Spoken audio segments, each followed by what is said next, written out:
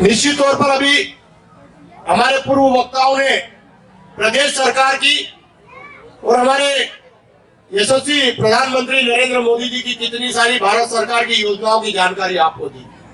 अभी एक संदूर नाटिका के माध्यम से मध्य प्रदेश सरकार की और केंद्र सरकार की योजनाओं को आप तक पहुंचाया।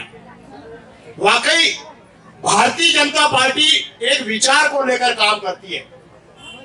बहुत सारे संगठन है, बहुत सारी सरकारें आई और गई, पर कोई विचार के लिए काम नहीं करता। भारतीय जनता पार्टी एक विचार के लिए काम करती है।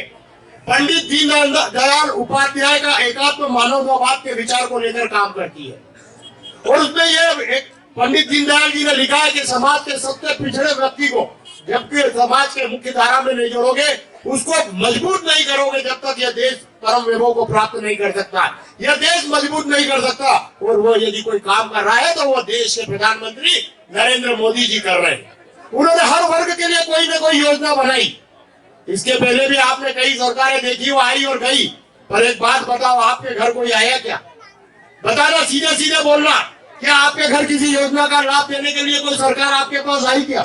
केवल भारतीय जनता पार्टी की सरकार जब रहती है, चाहे वो मध्य प्रदेश में हो या केंद्र में हो, वही आपके बीच आती है। हिसाब देने के लिए भी यदि आता है तो भारतीय जनता पार्टी का कार्यकर्ता आता है, क्योंकि वो काम करता है, सरकार की योजना को आप तक पहुंचाता है।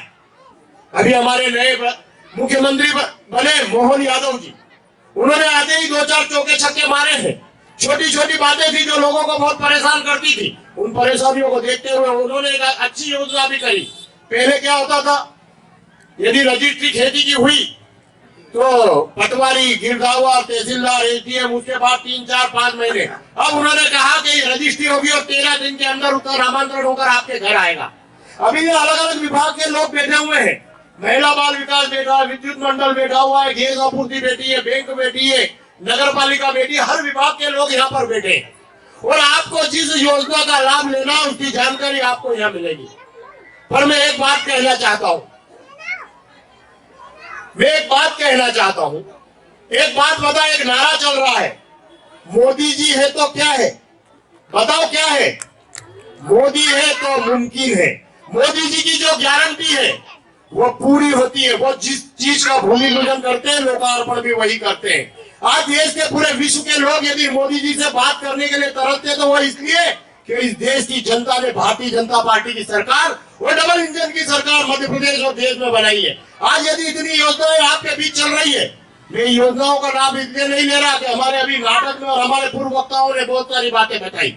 यह हर विभाग का है, जिसको जिस योजना का स्व सहायता समूह, एक स्व सहायता समूह की महिलाएं बैठी है क्या? यहाँ पर बैठी है क्या?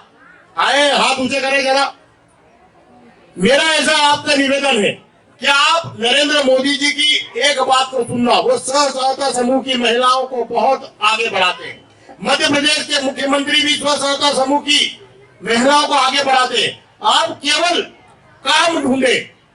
मैं कहता हूं कि छोटे छोटे काम करके, जैसे नागदा में पहले गेहूं पत्तल बनते थे, कितने लोगों को रोजगार था। आप आज प्लास्टिक मुक्त भारत बनाने की योजना है, आप कपड़े की थैली बनाने का काम प्रारंभ कर सकते हैं। आप 50 महिलाओं को रोजगार दे सकते हैं। पापड़ बनाने के उद्योग डाल सकते हैं, स्व सहायता समूह के माध्यम से बड़ी उद्योग डाल सकते हैं। आप में करने की क्षमता है, पर संकोच है। उस संकोच को दूर करो। सरकार आपके साथ खड़ी हुई है। आज के अवसर पर मैं बहुत ज्यादा कुछ कहते हुए नहीं, मैं नगर पालिका की पूरी टीम को, संतोष ओपी गहलोत और सभी पार्षदों को बहुत बहुत बधाई देना चाहता हूँ।